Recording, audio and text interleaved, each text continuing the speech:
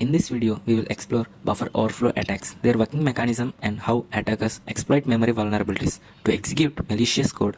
Let's break it down with step-by-step visual explanations.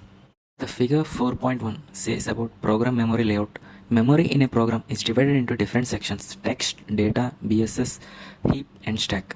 The stack grows downward from high to low addresses and is used for function calls and local variables. When a function is called, it pushes local variables, function arguments, and the return addresses onto the stack. And stack frame layout shows how multiple function calls stack up, with each function having its own frame point and return addresses. How buffer overflow happens. A buffer overflow occurs when data exceeds the allocated buffer size and overwrites adjacent memory, including the return addresses. The figure 4.4 explains the buffer overflow.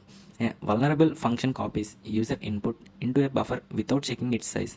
If the input is too long, it overwrites the return addresses. The figure 4.5 injecting malicious code. The attacker crafts an input containing malicious shellcode and a new return addresses pointing to it. When the function returns, instead of going back to the original caller, it jumps to the attacker's code.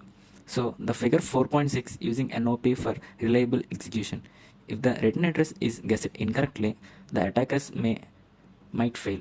Using NOP slate, attackers insert multiple NOP no operation instructions before the shellcode. This increases the chances of landing in the NOP section, which safely leads to the shellcode execution.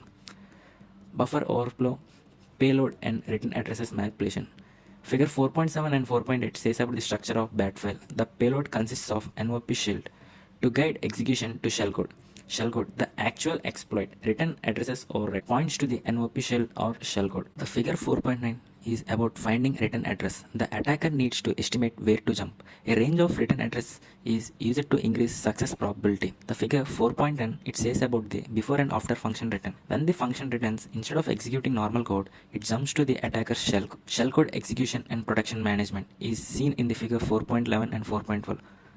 The attacker set up registers EBX, EAX, ECX, and EDX to execute a shell, bin, or SH. Figure 4.12 says about the stack guard protection. Modern systems implement stack guard, which places a guard variable between the buffer and the return addresses. If an overflow occurs, the program detects the change in the guard value and terminates execution, preventing explanation. Buffer overflow attacks exploit poor memory management in programs. Attackers eject malicious shellcode and overwrite return addresses to gain control. NOP shields, return addresses spraying, and stack protection all play a crucial role in either increasing attack reliability or preventing exploits. Modern defenses like stack guard make it harder to exploit buffer overflows.